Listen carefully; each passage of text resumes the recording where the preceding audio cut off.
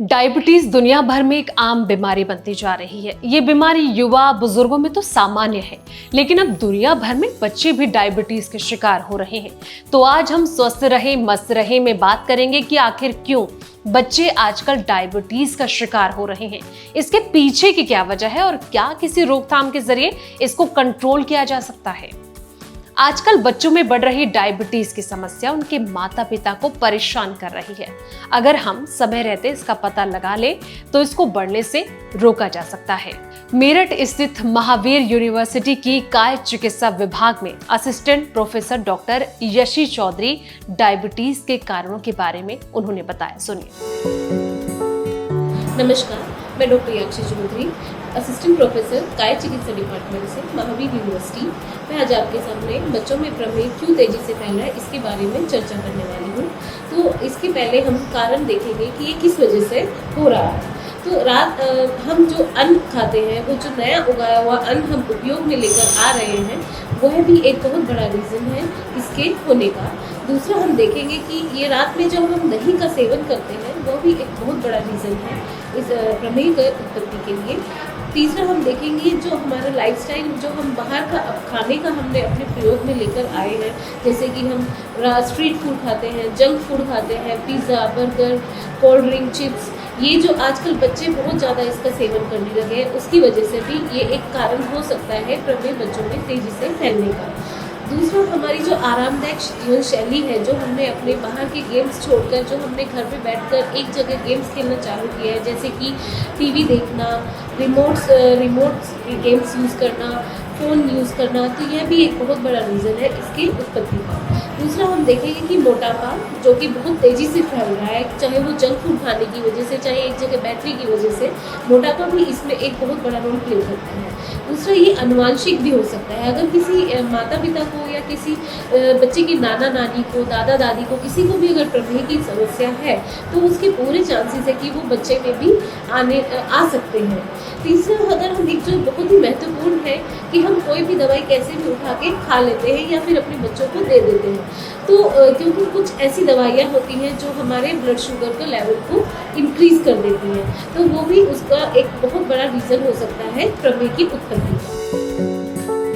बच्चों में बढ़ने वाले डायबिटीज के बारे में तो हमने जाना, अब ये समझना भी जरूरी हो जाता है कि आखिर कैसे हम समय रहते इसकी पहचान कर सकते हैं। अभी हम देखेंगे कि हम इसकी पहचान कैसे कर सकते हैं। तो पहचान के लिए सबसे पहले इसका जो लक्षण होता है वो रात में बहुत ही ज़्यादा पेशाब में जाने का। तो बार बार अगर आपको पेशाब लग रहा है, स्पेशली रात के टाइम पे, तो वो इसका रीज़न हो सकता है कि आप प्रमेह की तरफ अग्रसर हैं। दूसरा आप देखेंगे कि आपने खाना खाया है, लेकिन खाना खाने के बाद भी आपकी भूख मिट नहीं रही है, तो मतलब आपको बहुत ही ज़्यादा भूख आपकी बढ़ चुकी है, तो वो भी एक इसका लक्षण है। दूसरा हम देख सकते हैं कि आपको थकान बहुत ज़्यादा महसूस हो रही है, थकान भी इसका एक लक्षण हो सकता है। दूसरा देख सकते हैं कि हम जो आँखों की रोशनी हमारी जो कम होती जा रही है, किसी बच्चे की आँखों की रोशनी कम होती जा रही है, लगातार उसको तकलीफ हो रही है आँखों के कुछ देखने में या फिर स्कूल में मतलब पढ़ाई करने में, तो वो भी इसका एक लक्षण है।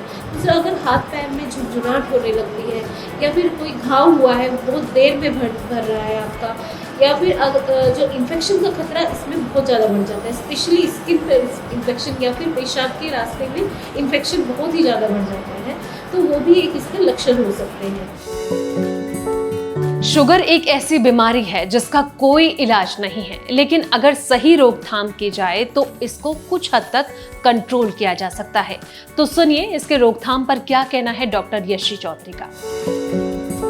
रोकथाम के लिए हमें अपनी पहले जीवन शैली में चेंजेस लाने पड़ेंगे। जीवन शैली में चेंजेस के लिए आपको अपना आहार आपको चेंज करना पड़ेगा। आहार में अगर आप खाना खा रहे हैं तो नया उगाया हुआ अन्न बिल्कुल भी नहीं खाना है। खाने में जो रोटी आप इस्तेमाल कर रहे हैं उसमें आप मिक्स अनाज वाली रोटी आप इस्तेमाल में ला सकते हैं। दूसरा, ताज़ी हरी सब्जी आप खा सकते हैं, या फिर आप जो फल यूज़ करते हैं उसका जूस नहीं पीना है, आपको फल एज इट इज़ खाना है।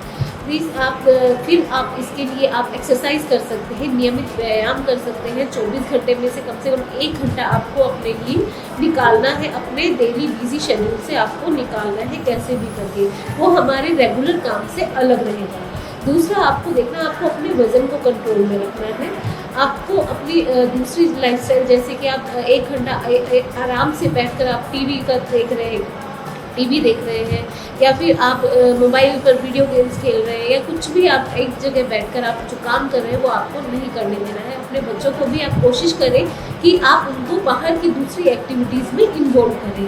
उससे देख सकते हैं कि आप तो बच्चों के आसपास या बच्चों के एनवायरनमेंट में कहीं पर भी धूम्रपान हो या फिर बीड़ी गुटखा ऐसे तम्बाकू कुछ भी आपको उनके सामने ना तो सेवन करना है ना उनके आसपास सेवन करना है।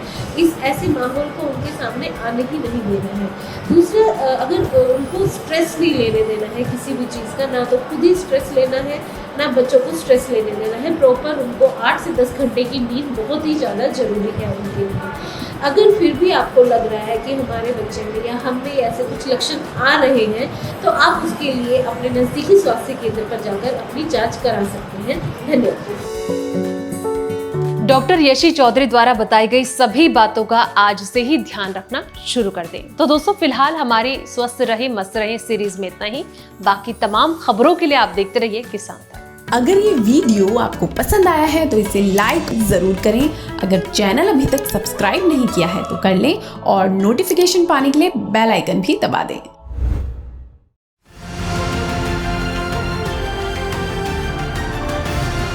किसान तक खाना है तो उगाना है। किसान तक खाना है तो उगाना है। किसान तक खाना है तो उगाना है। किसान तक खाना है तो उगाना है। किसान तक खाना है तो उगाना है। किसान तक खाना है तो उगाना है।